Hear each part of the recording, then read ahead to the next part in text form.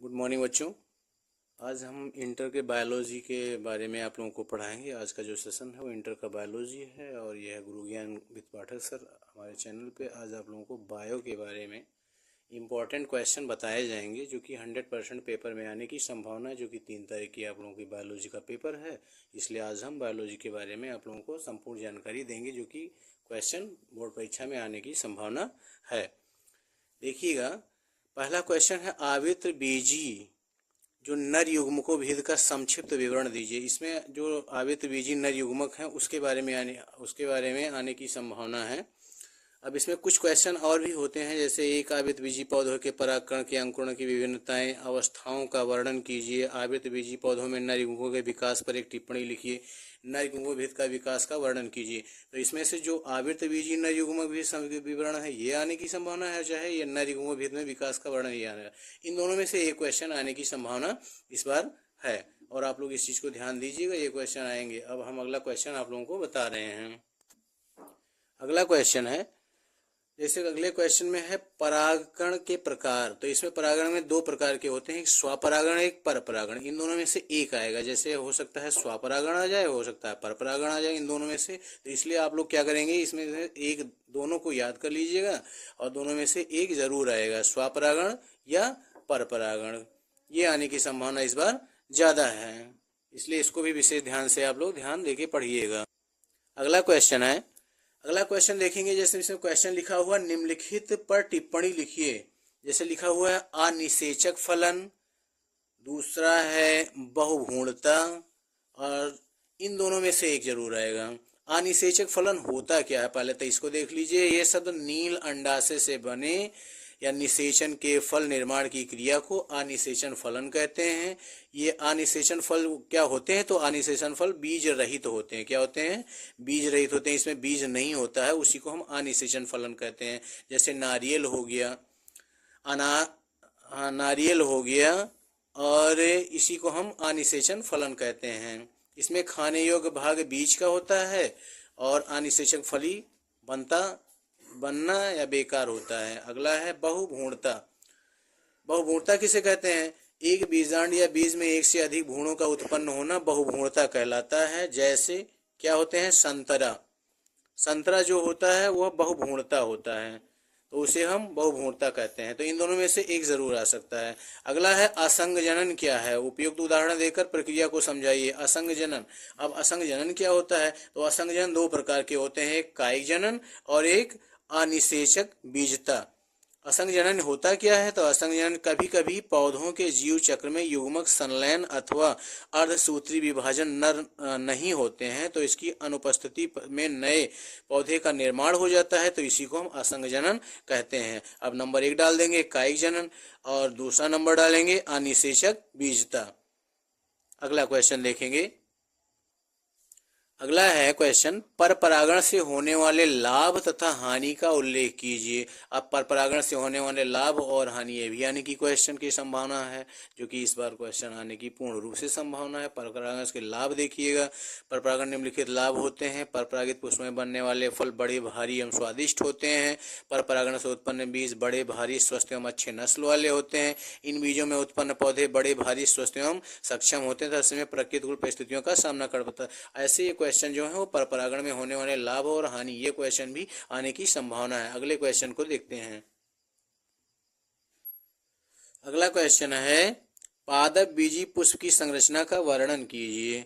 अब पादप बीजी पुष्प की जो संरचना है इसका चित्र बना हुआ है, आप ध्यान से देखिएगा। पादप बीजी पुष्प के जो संरचना है ये भी आने की संभावना है। अब आज इसको ध्यान से पढ़िएगा।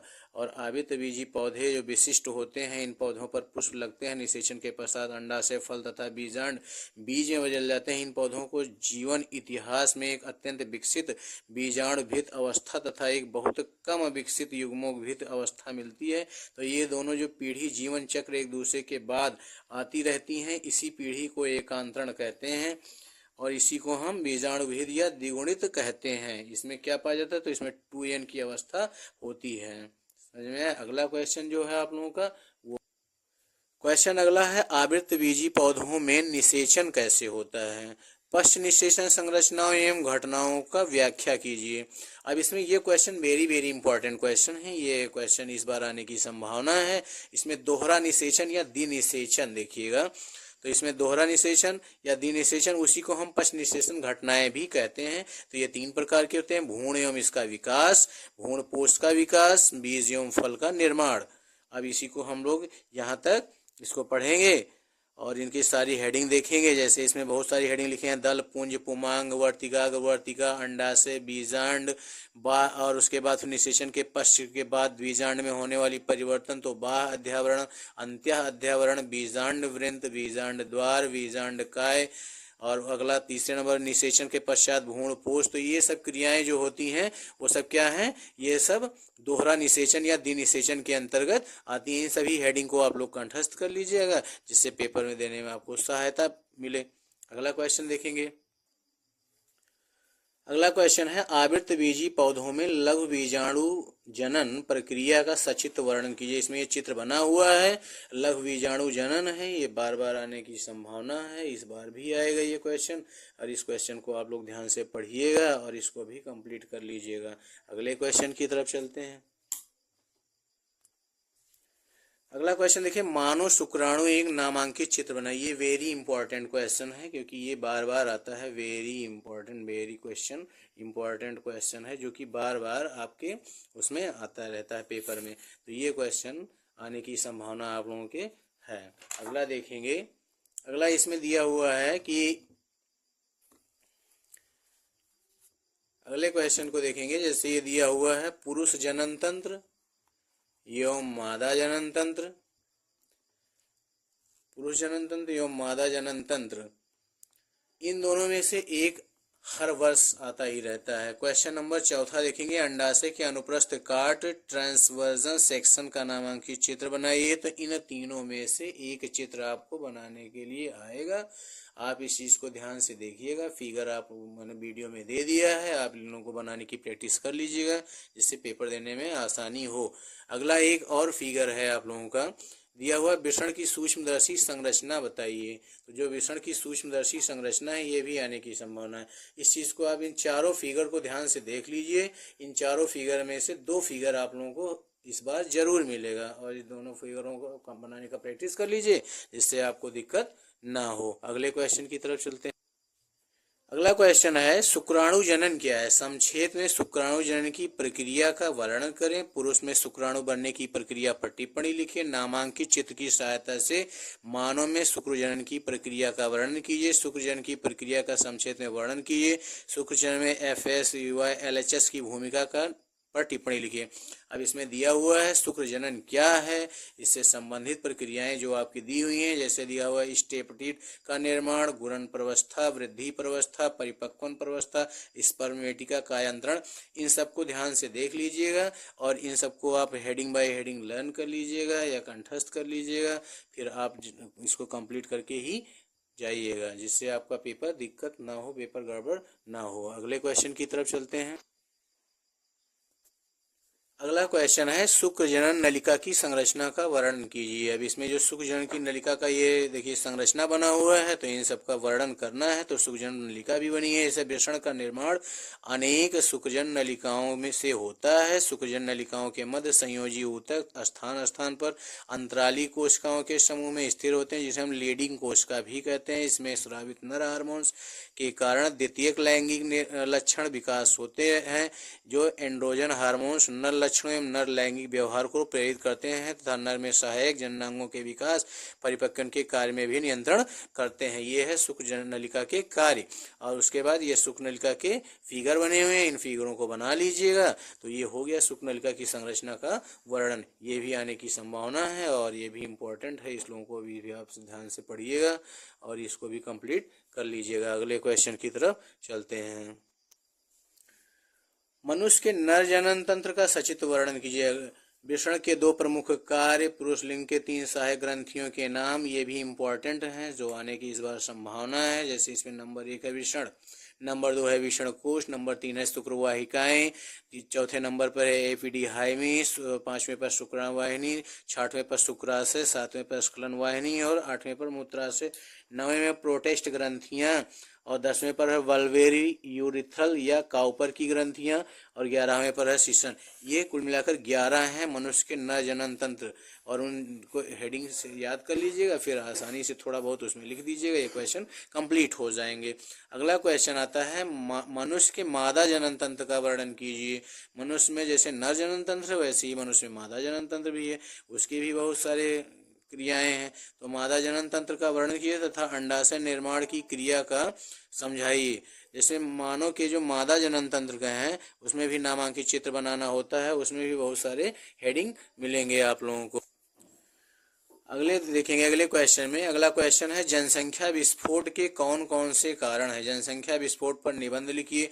जनसंख्या विस्फोट का जन्म नियंत्रण पर निबंध लिखिए। अब इसमें बार बार क्वेश्चन ही आता है जनसंख्या विस्फोट, इसलिए इस पर विशेष ध्यान दीजिएगा। और ये क्वेश्चन मतलब पिछली बार भी आया था और इस बार भी आने की संभावना है।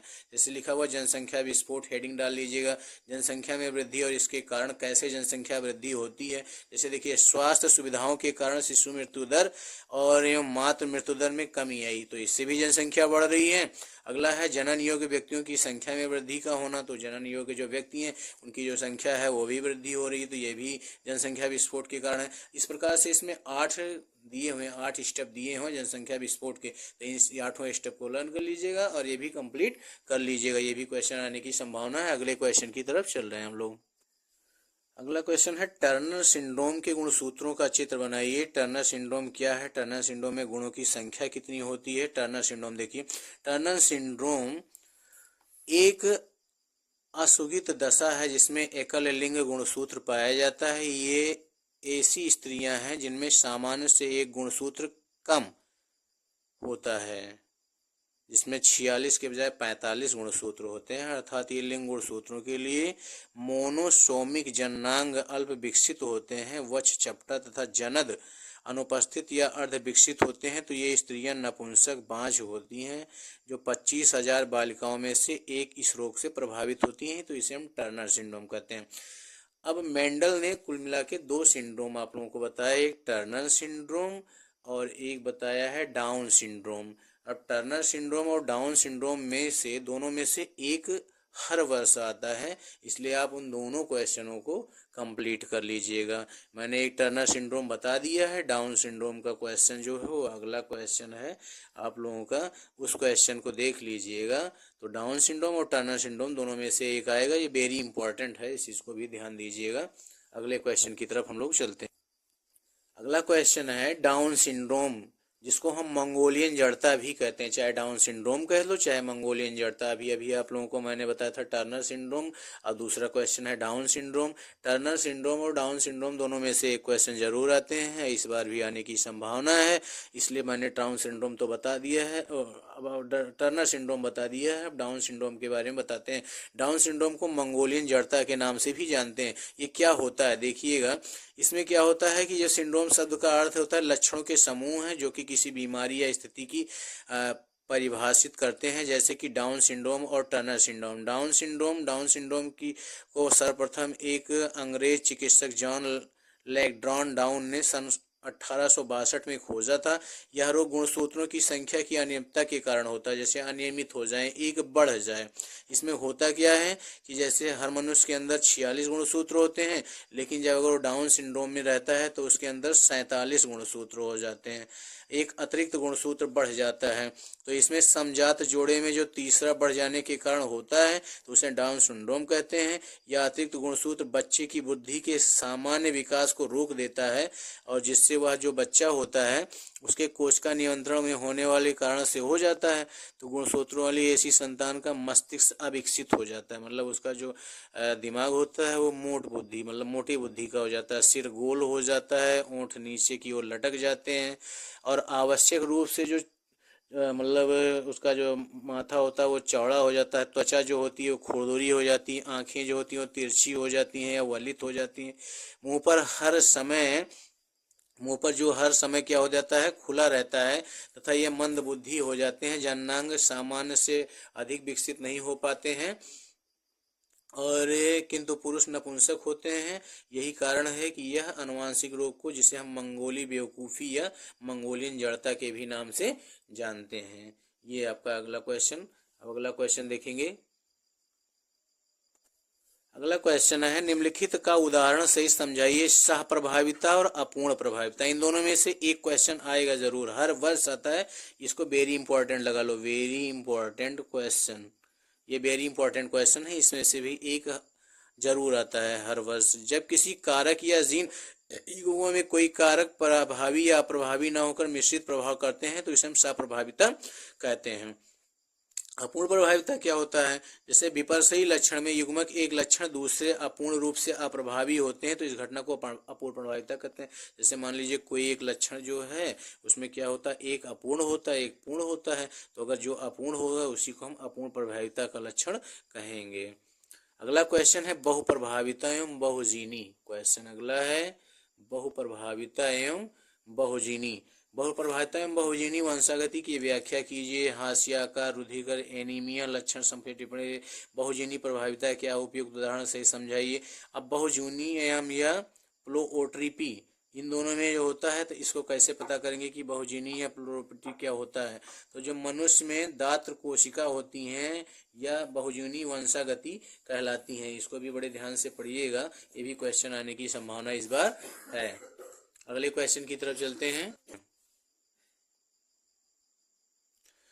मेंडल पर संक्षिप्त टिप्पणी लिखिए। मेंडल के द्विगुणित संग्रह प्रयोग करिए। ये जो वेरी इंपॉर्टेंट क्वेश्चन है आपके मेंडल के पृथक्करण के नियम को समझाइए। मेंडल के योगदान पर संक्षिप्त टिप्पणी, ये वेरी इंपॉर्टेंट क्वेश्चन है, इसको आप लोग विशेष ध्यान से समझिएगा क्योंकि ये क्वेश्चन बार बार पूछे जाते हैं और इस बार भी पूछे जाने की संभावना है। अगले क्वेश्चन की ओर हम चलते हैं। अगला क्वेश्चन है मानव में लिंग निर्धारण कैसे होता है? तो मानव में जो लिंग निर्धारण होता है वो XXYY लिंग निर्धारण तंत्र पर टिप्पणी कीजिए। जैसे इसमें लिखा है लिंग निर्धारण क्या है, मनुष्य के लिंग निर्धारण में इसकी भूमिका बताइए, मनुष्य में लिंग निर्धारण में किस प्रकार के गुणसूत्र उत्तरदायी होते हैं। ये भी क्वेश्चन बार बार आ रहे हैं। देखिए 2013, 14, 15, 16, 17, 18 में नहीं है, 19, 20, 22, अब 22 के बाद से आया नहीं है, 23 में भी आया है, 24, 25 इस बार आने की संभावना पूर्ण रूप से। ये लिए वेरी इंपॉर्टेंट क्वेश्चन है, इसको भी आप लोग ध्यान से पढ़ लीजिएगा, ये वेरी इंपॉर्टेंट क्वेश्चन है। अब इसमें लिंग निर्धारण कैसे होता है इसमें फिगर द्वारा समझाया गया है और इसमें बताया गया है, आप लोग इसको पढ़ लीजिएगा क्योंकि अब तो पेपर आप लोगों का 2 दिन बाद पेपर है 3 तारीख को, इसको कंप्लीट कर लीजिएगा। अगले क्वेश्चन की तरफ हम लोग चलते हैं। अगला क्वेश्चन है निम्न के बीच में अंतर बताइए। जैसे VDNA और ZDNA के अंतर बताइए, तो ये तो ज़्यादा इंपॉर्टेंट नहीं है, फिर भी इसको पढ़ लीजिएगा। लेकिन ये क्वेश्चन नंबर 3 जो है DNA तथा RNA में अंतर बताइए, क्वेश्चन बार बार आ रहे हैं, इसमें बार बार पूछा जा रहा है कि DNA और RNA में अंतर बताइए। जैसे DNA क्या है और RNA क्या है, उसमें क्या अंतर है, इसके बारे में भी बताना है आपको, इस बार लिखना है। ये क्वेश्चन बार बार आ रहे हैं और इसको विशेष ध्यान से पढ़िएगा, ये भी इंपॉर्टेंट क्वेश्चन है। DNA में डीऑक्सीराइबोज शर्करा होती है और RNA में राइबोज शर्करा होती है। थाइमीन, DNA में थाइमीन नाइट्रोजन बेस होता है और RNA में थाइमीन के स्थान पर यूरेसिल नाइट्रोजन बेस होता है। इसमें अणु 2 लंबे कुंडलित तथा एक दूसरे के पृथक सूत्रों का बना होता है और इसमें अणु केवल एक सूत्र का बना होता है, जस्ट अपोजिट है एक दूसरे का। जो DNA है वो RNA का एक जस्ट अपोजिट है, जिसमें जो इसमें पाया जाता है वो उसमें नहीं पाया जाता है, इसलिए इसको भी विशेष ध्यान से आप लोग पढ़िएगा। अगले क्वेश्चन की हम चलते हैं अगले क्वेश्चन की तरफ। अगला क्वेश्चन है DNA की संरचना का वाटसन एवं क्रिक के मॉडल के उपयुक्त चित्र द्वारा समझाइए। DNA एवं DNA की द्विगुणित संरचना का वर्णन कीजिए। DNA की किन्हीं 2 न्यूक्लियोटाइड्स का चित्र बनाइए। न्यूक्लिक अम्ल क्या है, वाटसन एवं क्रिक द्वारा प्रस्तावित DNA एवं अणु की द्विकुंडली संरचना का वर्णन कीजिए। द्विकुंडली DNA की संरचना की विशेषताएं लिखिए। न्यूक्लियोटाइड्स के घटक का संक्षिप्त टिप्पणी लिखिए। अब इसमें DNA के बारे में बताया गया है, DNA के न्यूक्लिक अम्ल के बारे में लिखना है, डीऑक्सीराइबोज न्यूक्लिक अम्ल तथा DNA उसकी संरचना के बारे में लिखना है।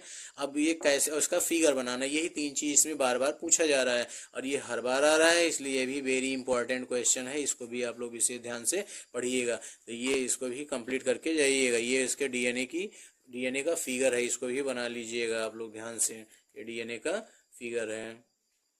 अगला क्वेश्चन देखेंगे। अगला क्वेश्चन है प्रोटीन संश्लेषण की प्रक्रिया का वर्णन कीजिए। प्रोटीन संश्लेषण में आरएनए प्रारंभन, सूत्रपात तथा समापन कोऑर्डन की भूमिका की व्याख्या कीजिए। प्रोटीन संश्लेषण को प्रारंभ करने हेतु प्रारंभ कूट और प्रथम अमीनो अम्ल का नाम लिखिए। ये क्वेश्चन इस बार भी आएगा, क्योंकि हर बार आता है। 2023 तक आया है, 2025 में आने की भी संभावना है। इसमें देखिए प्रोटीन संश्लेषण की प्रक्रिया, कैसे प्रोटीन बनते हैं। प्रोटीन संश्लेषण को जटिल प्रक्रिया निम्न दो प्रकार से होती है। एक तो अमीनो अम्ल का सक्रियकरण और दूसरा सक्रिय अमीनो अम्ल का टीआरएनए की स्थानांतरण। इन दोनों क्रिया के माध्यम से होता है। तीसरा होता है एमआरएनए का राइबोस जुड़ना। ये चीजें क्या है, प्रोटीन संश्लेषण की प्रक्रिया का वर्णन करती हैं। तो इसलिए इसको विशेष ध्यान से पढ़ लीजिएगा, क्योंकि ये भी क्वेश्चन इस बार आने की संभावना है। अगले क्वेश्चन की तरफ हम चलते हैं। अगला क्वेश्चन है, मानव जीनोम की प्रमुख विशेषताओं का वर्णन कीजिए। मानव जीनोम की प्रमुख विशेषताएं हैं, कुल मिलाकर इसमें 9 प्रकार की विशेषताएं हैं। जैसे मानव जीनोम परियोजना से प्राप्त विशेष परीक्षण निम्नवत है। मानव जीनोम में 3164.7 करोड़ क्षार मिलते हैं और औसत प्रत्येक जीन में 3000 क्षार स्थित होते हैं। इस प्रकार से अधिक भिन्नताएं मनुष्य की ज्ञात सबसे बड़ी जीन, जिसको हम डिस्ट्रॉफिन में 2.4 करोड़ क्षार मिले होते हैं। ये मानव जीनोम की प्रमुख विशेषताएं, कुल 9 प्रकार की विशेषताएं हैं। इनको भी आप लोग पढ़ लीजिएगा। ये भी इम्पोर्टेंट क्वेश्चन आपके हैं, जो कि इस बार पेपर में आने की संभावना है। अगले क्वेश्चन की तरफ हम चलते हैं। क्वेश्चन अगला है, देखिए, डार्विन के प्राकृतिक वर्णवाद चरणवाद में संक्षिप्त टिप्पणी लिखिए और प्राकृतिक वर्ण सिद्धांत क्या है, इस पर टिप्पणी प्रतिपादित कीजिए। इसमें लिखा हुआ है, जैव विकास को समझने के लिए डार्विन के प्राकृत वर्ण एवं प्राकृतिक चयनवाद प्रस्तुत किया, जिसके अनुसार प्रत्येक जीव में संतान उत्पत्ति की प्रचुर क्षमता पाई जाती है। इसमें से अधिकांश जीव वृद्धि करते हैं या अधिकांश जनसंख्या बढ़ाते हैं।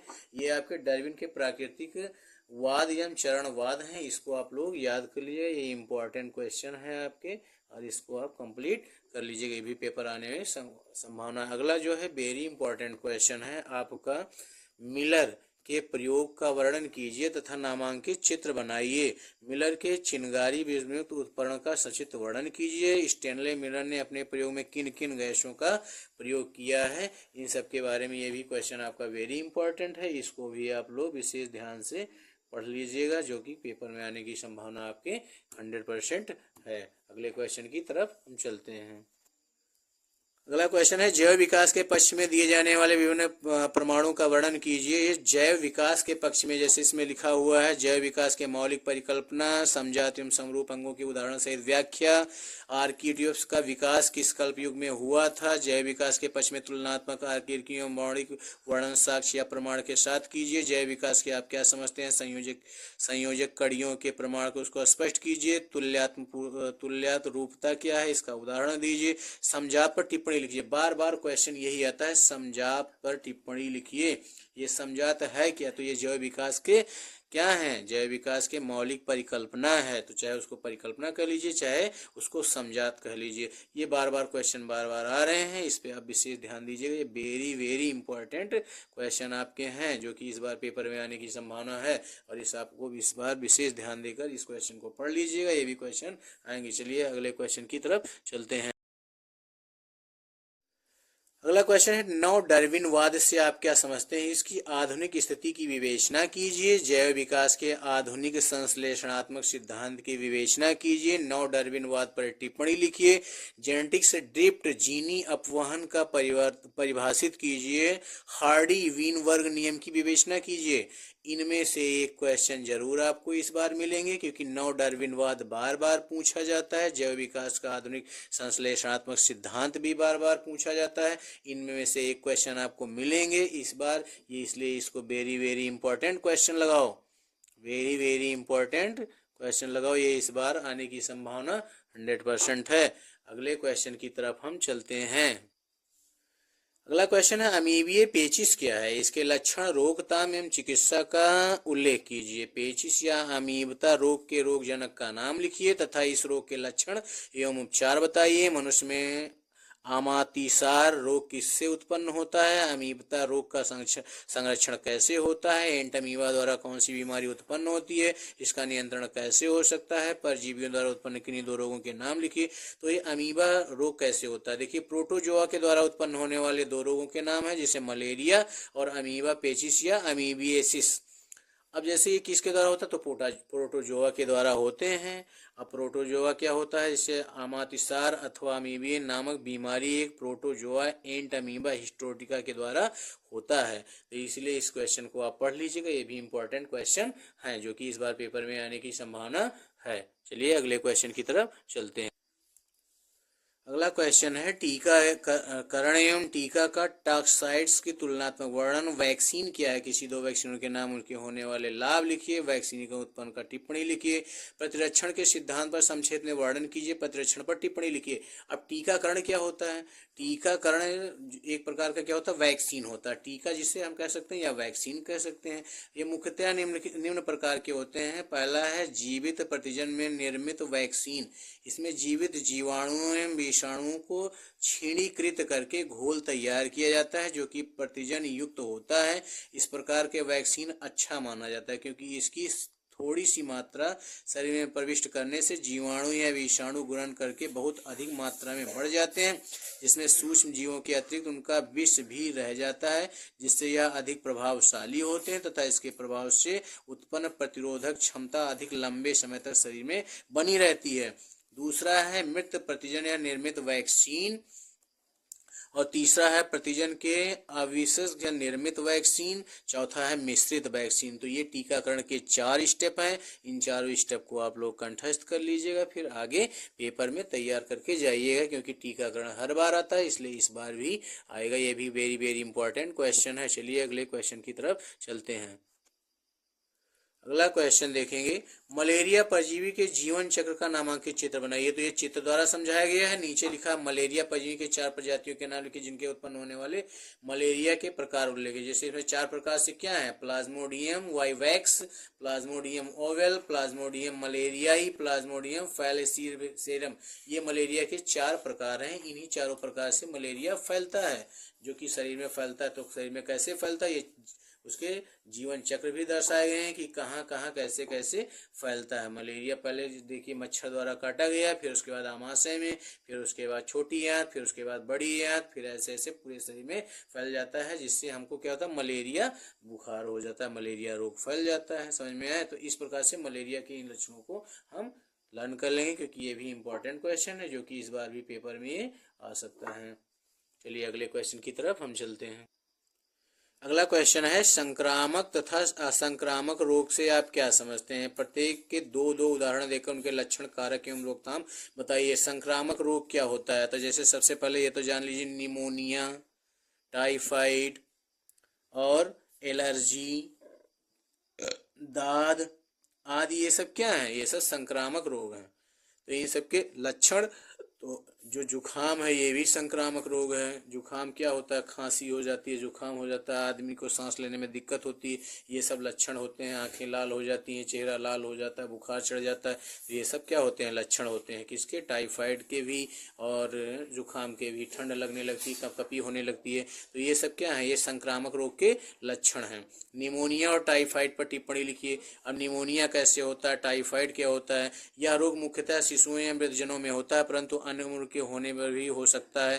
फेफड़े में होने वाले ये संक्रामक रोग हैं। ये सबसे ज़्यादा कहाँ होते हैं? तो निमोनिया सबसे ज़्यादा फेफड़े पे अटैक करता है। जुखाम होता है तो भी फेफड़े पे अटैक करता है। टाइफाइड होता है तो ज़्यादातर आंतों पर अटैक करता है, आंतों में स्वेलिंग हो जाती है, भोजन पचता नहीं है और भोजन मतलब बाहर फेंक देता, उल्टी हो जाती है। तो ऐसी क्रिया जो होती है वो टाइफाइड के द्वारा हो जाती है। तो ये सब उनके क्या हैं, ये सब लक्षण हैं और ये इनके कारक हैं। अब जैसे देखिए इसमें कैसे हम क्या करें कि इसका उपाय, तो जैसे संक्रामक व्यक्ति से दूर रहें, रोगी के द्वारा प्रयोग किए गए सामान का प्रयोग न करें, घर के आस पड़ोस स्वच्छता बनाए रखें, यही सब इसके रोकथाम एवं उपाय हैं। संक्रामक रोग के यही उपाय हैं। चलिए अब अगला क्वेश्चन देखिए। अगले क्वेश्चन की तरफ हम चलते हैं। अगला क्वेश्चन है, निम्नलिखित के सेवन से होने वाले हानिकारक प्रभावों का वर्णन कीजिए तथा इनमें से बचने के उपाय बताइए। जैसे अल्कोहल है, ड्रग नशीली दवाएं हैं, तंबाकू हैं। व्यसन से आप क्या समझते हैं? तो ये सब जो तीनों चीजें दी गई है ना, एल्कोहल, ड्रग एवं तंबाकू, ये सब व्यसन है। इसकी प्रमुख नशीले पदार्थों का नाम है, उनके प्रभाव का वर्णन कीजिए। तो नशीले पदार्थ जो हैं जैसे है शराब है, और फिर तंबाकू है, नशीली दवाएं हैं, ये सब इनके पदार्थ हैं। अब इनको दूर करना है तो कैसे दूर करेंगे? तो इनकी जो दूर करने के लिए तरीके दिए गए हैं, इसमें बताए गए हैं कि तंबाकू को कैसे दूर कर सकते हैं, नशीली दवाओं को का प्रयोग कैसे हम कम कर सकते हैं, या एल्कोहल का प्रयोग कैसे मतलब कैसे रोक सकते हैं, इसका प्रयोग हम लोग ना करें। तो व्यसन से आप समझते हैं कि प्रमुख नशीले पदार्थों का नाम है, उनके प्रभाव का वर्णन कीजिए। व्यसन क्या है? किशोरावस्था में बढ़ते हुए व्यसनों के कुप्रभाव कैसे, इनके रोकथाम पर टिप्पणी लिखिए। जैसे हीरोइन है, मॉर्फिन है, तो ये सब किस पौधे से प्राप्त होते हैं? तो ये सब अफीम के पौधे से प्राप्त होते हैं। अब अफीम क्या है या किस पौधे से प्राप्त होता है? तो इसके लिए क्वेश्चन आपको दिया गया है। जैसे इसमें पहला नंबर है एल्कोहल, दूसरा नंबर है ड्रग नशीली दवाएं, तीसरा है तंबाकू, चौथा है अफीम। इन सबका रोग नियंत्रण कैसे किया जाता है? तो यौन अवस्था में मानव को नशीली पदार्थों व एल्कोहल के सेवन से रोका जा सकता है, जिससे ऐसे मानव को जो नशीली पदार्थ ले रहे हैं उन्हें उचित शिक्षा या परामर्श देकर तथा योग्य मनोवैज्ञानिकों की सहायता लेकर नशीले पदार्थों में एल्कोहल के अति प्रयोग की रोकथाम या नियंत्रण किया जा सकता है। चलिए अगले क्वेश्चन की तरफ चलते हैं। अगला क्वेश्चन है बायोगैस क्या है? सूक्ष्मजीवों से ऊर्जा के उत्पादन में प्रयोग का वर्णन कीजिए। बायोगैस के उत्पादन में सूक्ष्मजीवों की भूमिका पर टिप्पणी लिखिए। बायोगैस संयंत्र का सचिन टिप्पणी लिखिए। अब देखिए इसमें बायोगैस का जो चित्र होता है वो बार बार क्वेश्चन में बायोगैस के चित्र बनाने के लिए आता है। इसमें लिखने के लिए तो ज़्यादा नहीं आता, लेकिन बायोगैस के चित्र बनाने के लिए आता है, जो हम आप लोगों को दिखा रहे हैं कि बायोगैस के चित्र कैसे होते हैं। ये देखिएगा बायोगैस के चित्र हैं। ये बार बार क्वेश्चन आप लोगों को बनाने के लिए पूछा जाता है कि ये बायोगैस के जो चित्र हैं इसको ध्यान से देख लीजिएगा। इसको ऐसे ही बनाया जाता है, इस बार भी आने की संभावना है, जो कि वेरी वेरी इंपॉर्टेंट क्वेश्चन है। अगला क्वेश्चन है प्रतिजैविक से आप क्या समझते हैं? क्वेश्चन क्या है? प्रतिजैविक से आप क्या समझते हैं? प्रतियोगियों से आप क्या समझते हैं? किन्हीं दो प्रतियोगियों के नाम लिखिए। प्रतियोगी क्या है? किन्हीं दो कारक प्रतियोगियों के नाम लिखिए जिनका प्रयोग प्रतिजैविकों के उत्पादन में किया जाता है। किन्हीं दो कवक प्रतियोगी तथा उनसे उत्पादन परिवर्तनों के नाम लिखिए। ये प्रतिजैविक हैं। हमारे शरीर में प्रवेश करने वाले हानिकारक सूक्ष्म विशेषकर जीवाणु को मारने वाले रासायनिक को हम प्रतिजैविक कहते हैं। अब जैसे इसमें है पेनिसिलिन है, अगला है स्ट्रेप्टोमाइसिन है, तो ये सब क्या है? ये प्रतिजैविक कारक हैं। अगला है जैव उर्वरक क्या है? किन्हीं दो जीवाणुओं के नाम लिखिए जो मृदा में वायुमंडलीय नाइट्रोजन स्थिर करते हैं। तो इसमें जैव उर्वरक जो है वो जैव उर्वरक एक प्रकार का जीव है जो कि मृदा को पोषक तत्व या गुण प्रदान करते हैं, जैसे नॉन स्टॉक, एनावीना, टोलीप्रोथिक्स आदि। ये वायुमंडल में नाइट्रोजन गैस को क्या करते हैं? गैस को ग्रहण करते हैं और नाइट्रोजन युग्मों के परिणत कर देते हैं। अगला क्वेश्चन देखेंगे। अगला क्वेश्चन है घरेलू उत्पाद तथा औद्योगिक उत्पादन में सूक्ष्मजीवों के महत्व को समझाइए। पेय पदार्थ तथा डबल रोटी बनाने में सूक्ष्मजीवों का किस प्रकार हमारी मदद करते हैं? किण्वन के आर्थिक महत्व का वर्णन कीजिए। जो हम पेय पदार्थ बनाते हैं, डबल रोटी बनाते हैं, किण्वन के माध्यम से बनाते हैं। अब किण्वन उत्पन्न किया कैसे किया जाता है? तो औद्योगिक उत्पादों में संश्लेषण सूक्ष्मजीवों की भूमिका का वर्णन करके, सूक्ष्मजीवों में औषधीय प्रयोग का वर्णन करके, मानव कल्याण सूक्ष्मजीवों का भूमिका पर। तो इन सब ये क्वेश्चन दिए गए हैं, ये भी क्वेश्चन बार बार आते हैं, इस बार भी क्वेश्चन आने की संभावना है। जैसे पूछ लिया जाता है किण्वन के आर्थिक महत्व को समझाइए, या फिर पूछ ले सूक्ष्मजीवों में औषधीय उपयोग का वर्णन कैसे होता है, मानव कल्याण में सूक्ष्मजीवों की भूमिका पर निबंध लिखिए, या घरेलू उत्पाद तथा औद्योगिक उत्पादों में सूक्ष्मजीवों का महत्व समझाइए। अगर इस प्रकार से कोई भी क्वेश्चन आते हैं तो इसमें लीजिए घरेलू उत्पाद के सूक्ष्मजीव के बारे में पूछा जा रहा है, तो इसमें आप लोग लिख लीजिएगा। पहला स्टेप क्या है? घरेलू उत्पादों में सूक्ष्मजीव कैसे महत्व होता है सूक्ष्मजीव का। जैसे जब हम डबल रोटी बनाते हैं तो वह भी घरेलू उत्पाद में आ गया।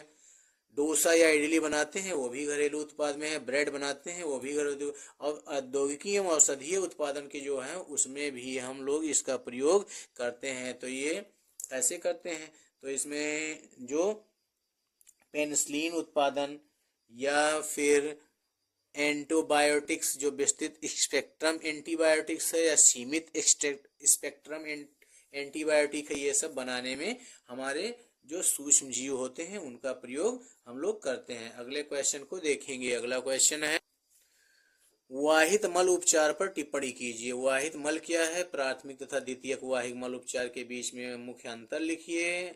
बीओडी संकेताक्षर का पूर्ण रूप लिखते हुए उस पर टिप्पणी लिखिए। ये क्वेश्चन भी वेरी इंपॉर्टेंट है, ये क्वेश्चन भी इस बार बोर्ड परीक्षा में आने की 100% संभावना है और इसको भी आप लोग विशेष ध्यान से पढ़ लीजिएगा। वाहित मल है क्या? तो वाहित मल दो प्रकार से होते हैं, प्राथमिक उपचार के माध्यम से, द्वितीयक उपचार अथवा जीव विज्ञानीय उपचार। अब वाहिद मल क्या है थोड़ा सा देख लीजिए। हम जानते हैं कि प्रतिदिन नगरों एवं शहरों में व्यर्थ मल की एक बहुत बड़ी मात्रा जनित होती है, मतलब इकट्ठा होती है। इस व्यर्थ मल का प्रमुख घटक मनुष्य का मलमूत्र है।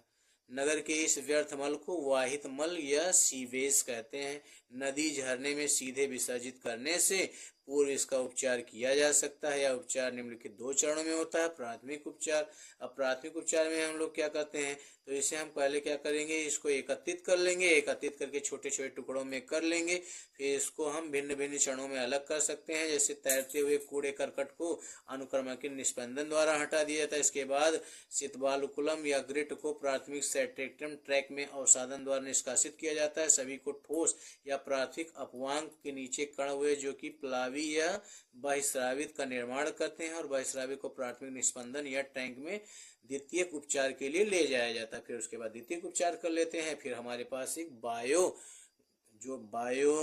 केमिकल या बायो ऑक्सीजन मुझे प्राप्त हो जाता है। तो ये किसके माध्यम से? वाहित मल के माध्यम से। तो इसे हमें क्वेश्चन लिखना है और ये वेरी वेरी इंपॉर्टेंट क्वेश्चन है। चलते हैं अगले क्वेश्चन की तरफ।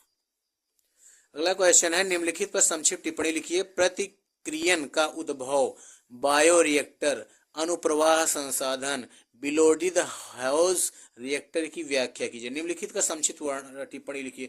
अब इसमें जो तीन ऑप्शन दिए हैं इसमें से एक जैसे आएगा। ये जो बायो रिएक्टर है बार बार पूछा जाता है, इस पे आप लोग वेरी इंपॉर्टेंट लगा लीजिए क्योंकि ये भी इस बार आने की संभावना है। इसमें सब नहीं पूछे नहीं आएंगे पर एक आध जरूर पूछ लिया जाएगा। ये जो बायो रिएक्टर है बार बार पूछा जाता है, इसलिए बायो रिएक्टर पर विशेष ध्यान दीजिएगा। चलते हैं अगले क्वेश्चन की तरफ।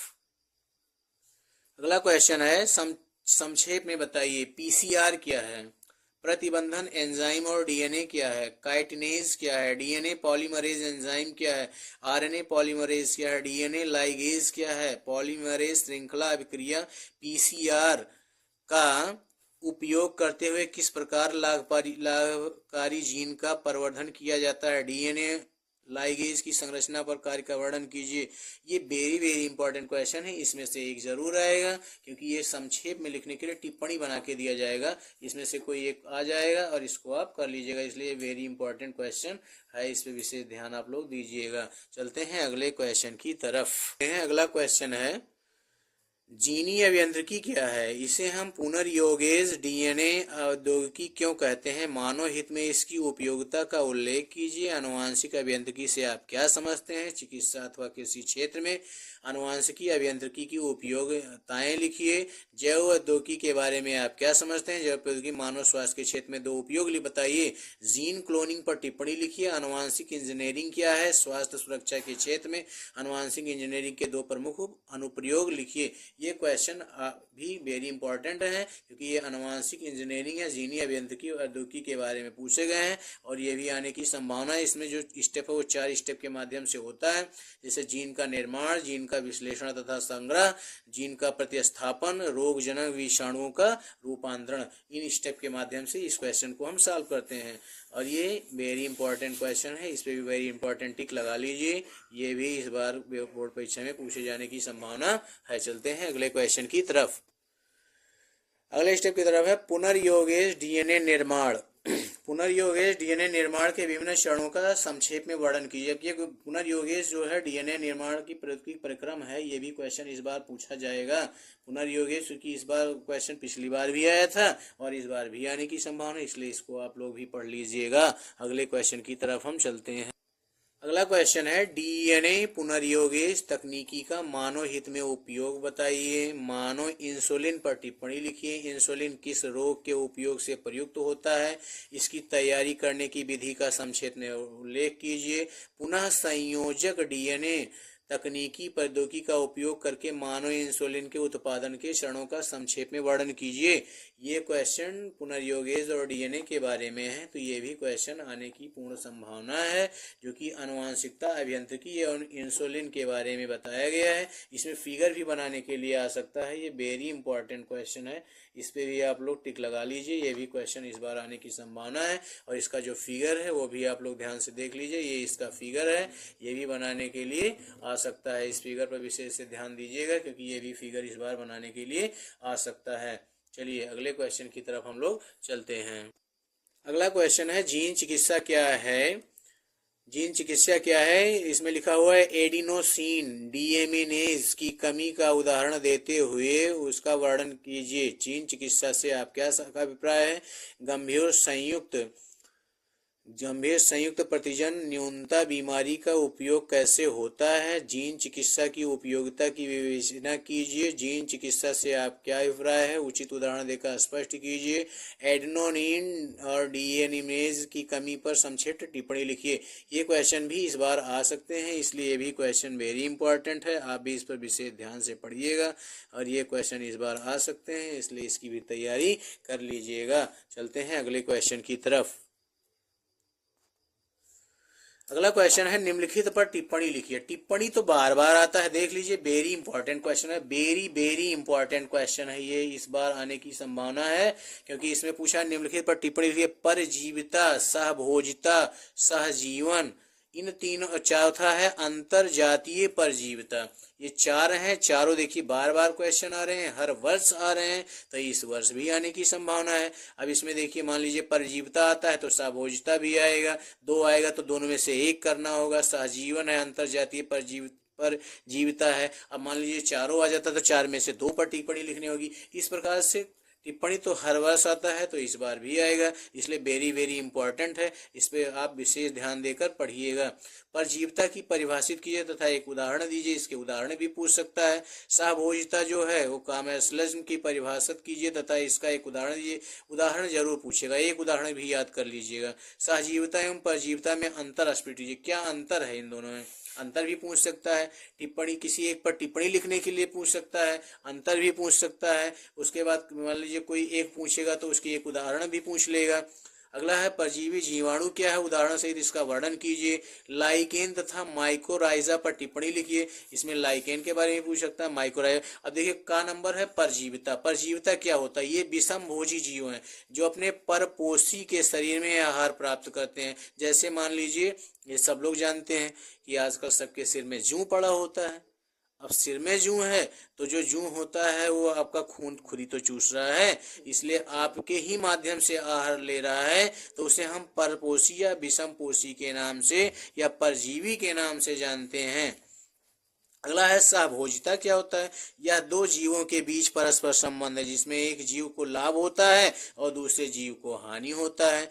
आम की खास और आदिपात के रूप में उगने वाले आर्किड और हेल की पीठ पर आवास करने वाले वर्निकल का लाभ होता है, जबकि आम के पेड़ और हेल के उसमें कोई लाभ नहीं होता। जैसे पक्षी बगुला और चारण पशु निकट साहचर्य में रहते हैं, और सहभोजिता का उत्कृष्ट उदाहरण, जैसे मान लीजिए पशु चर रहा है, उसके ऊपर बगुला आता है, और बगुला जैसे भैंस के ऊपर बैठ गया तो भैंस की पीठ के ऊपर जो भी कीड़े मकोड़े होते हैं वह उन्हें कुरेद कुरेद के खा लेता है। तो एक प्रकार से देखिए, भैंस का तो कोई लाभ नहीं हुआ, लेकिन बगुले का लाभ हुआ, तो उसे हम सहभोजिता के नाम से जानते हैं। चलिए अगले क्वेश्चन की तरफ चलते हैं। अगला क्वेश्चन है, पारिस्थितिकी पिरामिड को परिभाषित कीजिए तथा जैव मात्रा, जैव भार तथा संख्या के पिरामिडों की उदाहरण सहित व्याख्या कीजिए। देखिए ये भी क्वेश्चन बार बार आ रहे हैं, 2014, 15, 16, 17, 19, तो इस बार भी 25 में आने की संभावना है। इस पे वेरी इंपॉर्टेंट है, इस पे वेरी इंपॉर्टेंट का चिन्ह लगा लीजिए, टिक लगा लीजिए, ये भी इस बार आएगा।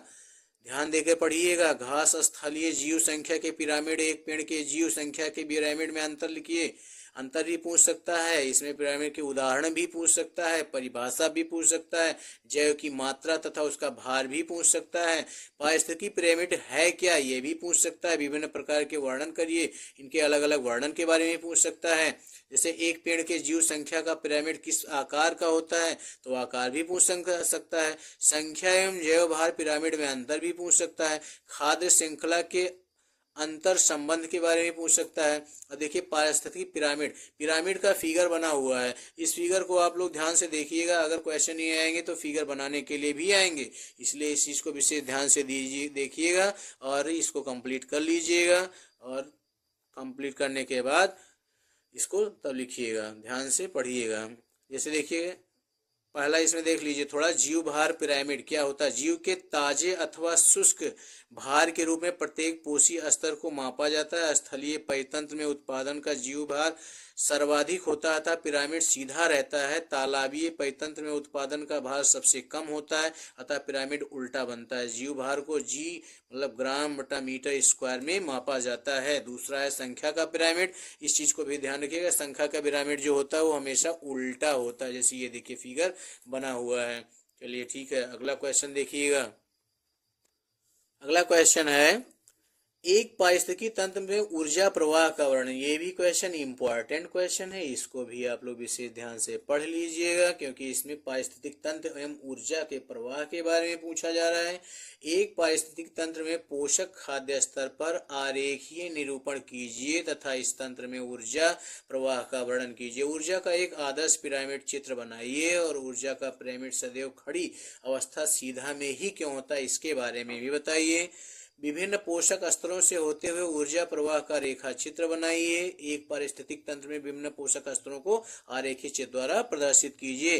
अब पारिस्थितिक तंत्र में ऊर्जा का प्रवाह किस प्रकार से होता है, देखिए पहले सबसे पहले हीट, तो हीट कैसे होगा, सूर्य के माध्यम से। दूसरा क्या देगा, पौधा पोषक तत्व लेगा, फिर कौन लेगा, कीड़ा मकोड़ा लेगा, फिर कौन लेगा, चील कौवे लेंगे, फिर कौन लेगा, जानवर। इस प्रकार से स्टेप बाय स्टेप चल रहा है, तो उसे हम पारिस्थितिक में ऊर्जा का प्रवाह कहते हैं। जैसे पारिस्थितिक तंत्र देख लीजिए थोड़ा सा, इसको पारिस्थितिक ऊर्जा मुख्य रूप से सौर ऊर्जा के रूप से प्राप्त होता है। सौर ऊर्जा किससे प्राप्त होता है, सूर्य से प्राप्त होता है। सौर ऊर्जा का उपयोग हरे पौधे पहले लेते हैं, हरे पौधे को कौन लेता है, फिर कीड़े मकोड़े लेते हैं, कीड़े मकोड़े को फिर किसके माध्यम से, फिर उसके बाद ट्रांसफर होता है जीव जंतु के माध्यम से, जीव जंतु के माध्यम से फिर आगे जो मतलब मानव प्रजाति हैं उनको। तो इस प्रकार से यह स्टेप बाय स्टेप चलता रहता है। तो ये सबसे पहले कहाँ से स्टार्ट होता है, तो ये सौर ऊर्जा मतलब सूर्य के प्रकाश से स्टार्ट होता है।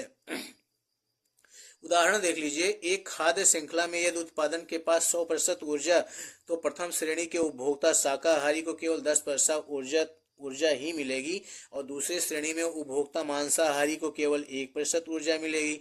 इसी प्रकार अगली श्रेणी के उपभोक्ता को 0.1% ऊर्जा मिलेगी। इसी प्रकार दूसरी श्रेणी के जीव को केवल 10% ऊर्जा मिलेगी। पिछली श्रेणी से प्राप्त हो सकती है। उपभोक्ता में सर्वाधिक ऊर्जा जो प्राप्त होती है वो केवल शाकाहारी को ही प्राप्त होती है।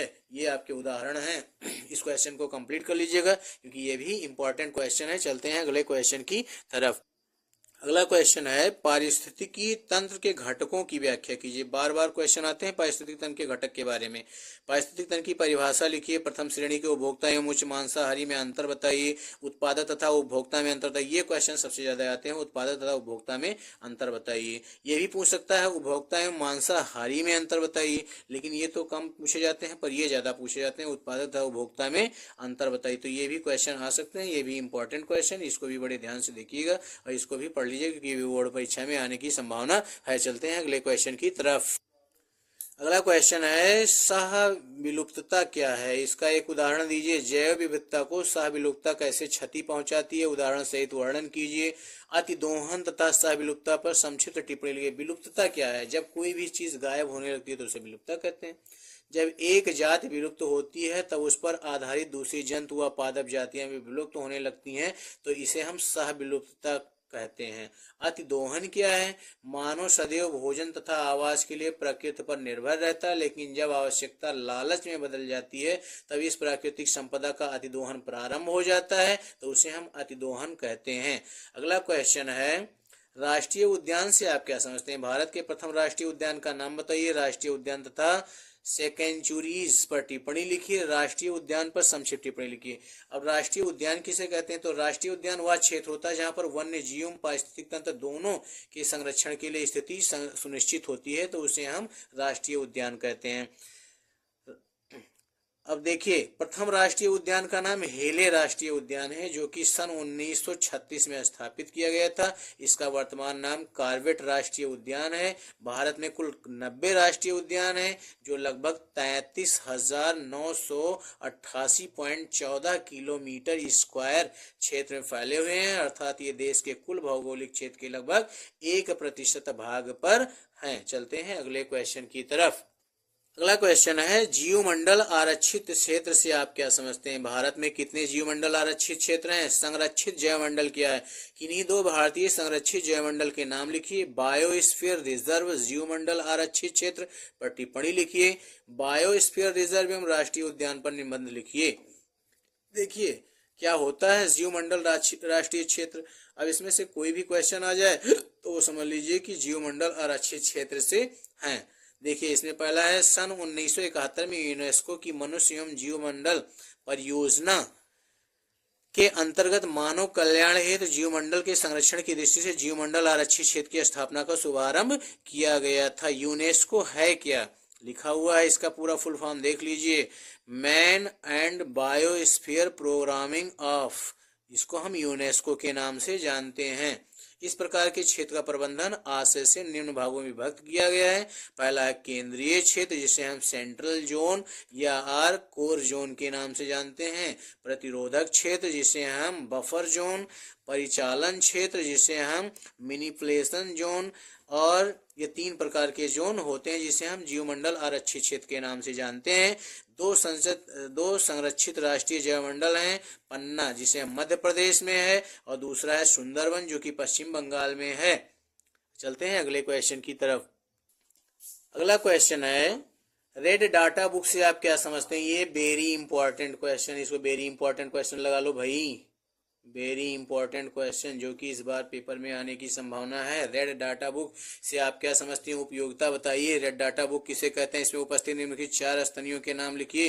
रेड डाटा बुक पर एक संक्षिप्त टिप्पणी लिखिए। देखिए रेड डाटा बुक उसे कहते हैं जो ऐसे विलुप्त प्रजातियां जो कि विलुप्त होने के कगार पे हैं या हो चुकी हैं या हो रही हैं, ऐसे प्रजातियों को एक रेड डाटा बुक बनाई जाती है जिसमें उन प्रजातियों के नाम लिखे जाते हैं। अब इसमें क्वेश्चन पूछ लिया है कि रेड स्तनियों के नाम लिखिए जो रेड डाटा बुक में शामिल किए गए हैं। तो 4 स्तनियों के नाम पूछे गए, जैसे काला हिरण, दूसरा है चीतल, तीसरा है चिंकारा, चौथा है तेंदुआ।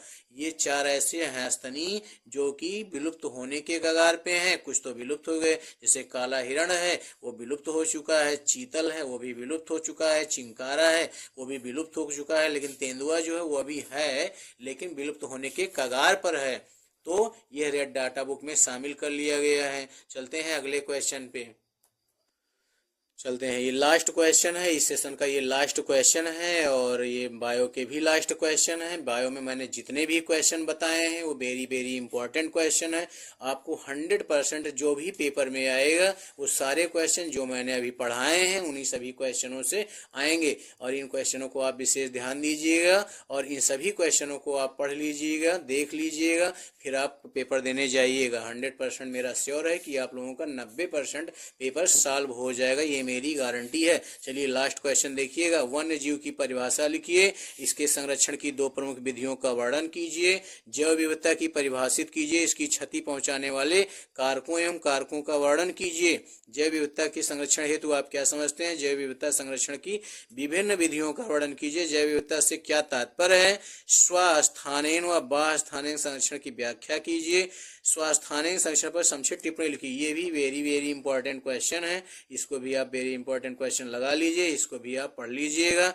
इसमें देखिए थोड़ा मैं बहुत समझा देता हूँ। स्वस्थानीय संरक्षण होता क्या है? तो स्वस्थानीय संरक्षण वन्य जंतुओं के प्राकृतिक आवास में किया जाता है। इसके लिए उन प्राकृतिक आवास स्थानों को निषिद्ध क्षेत्र घोषित कर दिया जाता है जहाँ पर निषेध होता है, प्रवेश निषेध, कोई भी वहाँ जा नहीं सकता। केवल अपना जानवर ही भरण पोषण, घूमना चलना टहलना केवल उन जानवरों का ही होता है, बाकी कोई भी बाहरी नहीं जा सकता। जिसे का नंबर है राष्ट्रीय उद्यान, जिसे हम नेशनल पार्क कहते हैं। दूसरा है अभ्यारण्य, जिसे हम सनस्टेशस कह सकते हैं। और जीवमंडल आरक्षित क्षेत्र हैं, जिसे हम बायोस्फीयर रिजर्व कहते हैं। और का नंबर है अलैंगिक ग्रुव्स या झीलें, जिसे हम सोसराइड ग्रोवर्स एंड लेक्स के नाम से जानते हैं। तो ये कुल मिलाकर के आपके लास्ट क्वेश्चन थे। आज का सेशन समाप्त हुआ और आप लोगों का जो अगला पेपर है, बायो का पेपर है, 3 तारीख को पेपर है, उसके लिए हम आप लोगों को बधाई और हार्दिक शुभकामनाओं के साथ ये कहते हैं कि इस सेशन को आप लोग अच्छे से पढ़ लीजिएगा और इसको पढ़ के ही पेपर दीजिएगा, जिससे आप लोगों का पेपर 100% सॉल्व हो जाएगा। धन्यवाद।